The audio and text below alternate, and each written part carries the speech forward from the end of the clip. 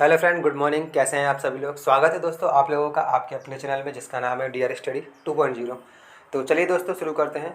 आज मैं आप लोगों के लिए पॉलिटी से जुड़े हुए महत्वपूर्ण क्वेश्चन लेके आया हूं, जो कि वन लीनियर क्वेश्चन है और यह सारे के सारे क्वेश्चन एसएससी के प्रीवियस ईयर एग्जाम से लिए गए हैं। तो यह वीडियो आपके लिए काफ़ी इंपॉर्टेंट होगा। वीडियो को स्किप मत कीजिएगा, लास्ट तक देखिएगा। हमारा पहला क्वेश्चन है, भारतीय राष्ट्रीय कांग्रेस के प्रथम अध्यक्ष व्योमेश चंद्र बनर्जी पुनः कब और किस कांग्रेस अधिवेशन के अध्यक्ष बने। तो इसका आंसर है 1892 इलाहाबाद अधिवेशन में। अधिवेशन को इंग्लिश में सेशन कहा जाता है। अब बात करते हैं भारतीय राष्ट्रीय कांग्रेस की। तो इसकी स्थापना 28 दिसंबर 1885 में बॉम्बे में की गई और यह ए.ओ. ह्यूम द्वारा की गई। इससे जुड़े हुए दो महत्वपूर्ण क्वेश्चन, भारतीय राष्ट्रीय कांग्रेस की पहली महिला अध्यक्ष तो वह हैं एनी बेसेंट, और भारतीय राष्ट्रीय कांग्रेस की पहली भारतीय महिला तो वह हैं सरोजनी नायडू। हमारा अगला क्वेश्चन है, भारत के संविधान के किस अनुच्छेद में 80%, जिसे इंग्लिश में अनटचेबिलिटी कहा जाता है, को समाप्त करने का प्रावधान है। तो इसका आंसर अनुच्छेद 17। अनुच्छेद 17 में 80% समाप्त करने का प्रावधान है। तो दोस्तों जैसा कि हम सभी जानते हैं, हमारे संविधान में आर्टिकल नंबर 12 अनुच्छेद 12 से 35 तक फंडामेंटल राइट्स मौलिक अधिकारों के बारे में बताया गया है, जिसमें अनुच्छेद 17 80% को समाप्त करने का प्रावधान बताता है। अगला क्वेश्चन है, कंट्रोलर एंड ऑडिटर जनरल कब सेवानिवृत्त होते हैं। इसे हम इस प्रकार से भी समझ सकते हैं कि कंट्रोलर एंड ऑडिटर, जिसे सीएजी शॉर्ट में कहा जाता है, इनका कार्यकाल कितना होता है। तो इनका कार्यकाल होता है नियुक्ति के 6 वर्ष या 65 वर्ष की आयु पूरी होने से पहले, जो पहले हो जाता है उसके अनुसार। अब बात करते हैं भारत के वर्तमान सीएजी कौन है। तो गिरीश चंद्र मुर्मू, ये भारत के 14वें नियंत्रक एवं महालेखा परीक्षक हैं। अगला क्वेश्चन है, मुख्य चुनाव आयुक्त की नियुक्ति कौन करता है। तो इसका आंसर है राष्ट्रपति। राष्ट्रपति द्वारा मुख्य चुनाव आयुक्त की नियुक्ति की जाती है। ये रहे भारत के वर्तमान CEC chief election commission Sushil Chandra, जो कि 13 अप्रैल 2021 को भारत के 24वें मुख्य चुनाव आयुक्त के रूप में पदभार ग्रहण किए हुए हैं। किसी विधेयक को धन विधेयक होने का अंतिम निर्णय कौन देता है। तो इसका आंसर है लोकसभा। सबसे पहले आप लोगों को यह जान लेना चाहिए कि धन विधेयक केवल और केवल लोकसभा में ही पेश किया जाता है। अगला क्वेश्चन है, डॉक्टर भीमराव अम्बेडकर ने किस मौलिक अधिकार को भारतीय संविधान का हृदय एवं आत्मा कहा है। तो इसका आंसर है संवैधानिक उपचारों के अधिकार को। अगला क्वेश्चन है, राष्ट्रपति संविधान के किस अनुच्छेद के अंतर्गत लोकसभा भंग कर सकता है। तो इसका आंसर है अनुच्छेद 85। अनुच्छेद 85 के अंतर्गत राष्ट्रपति लोकसभा भंग कर सकता है। वहीं राज्यसभा की बात की जाती है तो राज्यसभा को कभी भी भंग नहीं किया जा सकता, इसे कुछ समय के लिए स्थगित जरूर किया जा सकता है। राष्ट्रपति का जिक्र संविधान में अनुच्छेद नंबर 52 में बताया गया है। अनुच्छेद 52 कहता है कि हमारे देश का एक राष्ट्रपति होगा। प्रीवी पर्स मान्यताएं तथा विशेष अधिकार समाप्त कर दिए गए हैं। तो इसका आंसर है 26वां संविधान संशोधन। 26वां संविधान संशोधन द्वारा प्रीवी पर्स मान्यताएं तथा विशेष अधिकार समाप्त कर दिए गए हैं। संविधान के किस अनुसूची में राज्यपाल, राष्ट्रपति, भारत के मुख्य न्यायाधीश आदि के वेतन के बारे में बताया गया है। तो जैसा कि हम सभी जानते हैं, संविधान में कुल 12 सूचियाँ होती हैं, 12 अनुसूचियाँ हैं, जिनमें अनुसूची नंबर 2, जिसमें वेतन के बारे में बताया गया है। तो द्वितीय अनुसूची में इन सभी के वेतन के बारे में बताया गया है। राष्ट्रपति पर महाभियोग चलाने हेतु कितने दिन पूर्व उसे नोटिस देना होता है। तो अगर राष्ट्रपति पर महाभियोग चलाया जाता है तो उन्हें 14 दिन पूर्व भी नोटिस दे दिया जाता है। इसका आंसर है 14 दिन पहले ही। अगला क्वेश्चन है, किस अनुच्छेद के अंतर्गत राष्ट्रपति का निर्वाचन होता है। तो अनुच्छेद 54। अनुच्छेद 54 के द्वारा राष्ट्रपति का निर्वाचन होता है। विधान परिषद की कुल सदस्य संख्या का कितना भाग विधानसभा से चुनकर आता है। तो 1/3, 1/3 भाग विधान परिषद की कुल सदस्य संख्या का विधानसभा से चुनकर आता है। संविधान के अनुच्छेद 75 में किसके बारे में चर्चा की गई है। तो संविधान का अनुच्छेद 75 मंत्री परिषद के बारे में बताता है। किसी सदस्य द्वारा किसी अन्य सार्वजनिक महत्व के विषय पर विचार करने के लिए सदन की चल रही वर्तमान कार्यवाही बंद करने का प्रस्ताव क्या कहलाता है। तो वह काम रोको प्रस्ताव कहलाता है। संविधान के 7वीं अनुसूची के अंतर्गत जो केंद्रीय सूची है उसमें कितने विषय हैं।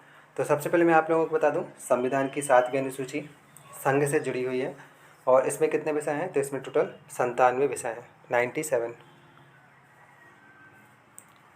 अगला क्वेश्चन है, पंचवर्षीय योजना का अनुमोदन तथा पुनर्निरीक्षण किसके द्वारा किया जाता है, तो यह राष्ट्रीय विकास परिषद द्वारा किया जाता है। नेक्स्ट क्वेश्चन है, पंचायती राज प्रणाली किस पर आधारित है, तो पंचायती राज प्रणाली सत्ता के विकेंद्रीकरण पर आधारित है और पंचायती राज व्यवस्था की शुरुआत 2 अक्टूबर 1959 को राजस्थान के नागौर जिले से हुई थी। अगला क्वेश्चन है, भारत के प्रथम लोकसभा उपाध्यक्ष कौन थे, तो भारत के प्रथम लोकसभा उपाध्यक्ष एम अनंत सैना आयंगर जी थे। शिक्षा पहले राज्य सूची के अंतर्गत आती थी, किस संविधान संशोधन अधिनियम द्वारा इसे समवर्ती सूची में लाया गया, तो जैसा कि अभी मैंने आपको बताया कि अनुसूची 7 जो कि संघ से संबंधित है, जिसमें संघ, राज्य और समवर्ती सूची का जिक्र किया गया है। तो शिक्षा पहले राज्य सूची के अंतर्गत थी, 42वें संविधान संशोधन के तहत इसे समवर्ती सूची में लाया गया और 42वां संविधान संशोधन जिसे मिनी कॉन्स्टिट्यूशन के नाम से भी जाना जाता है।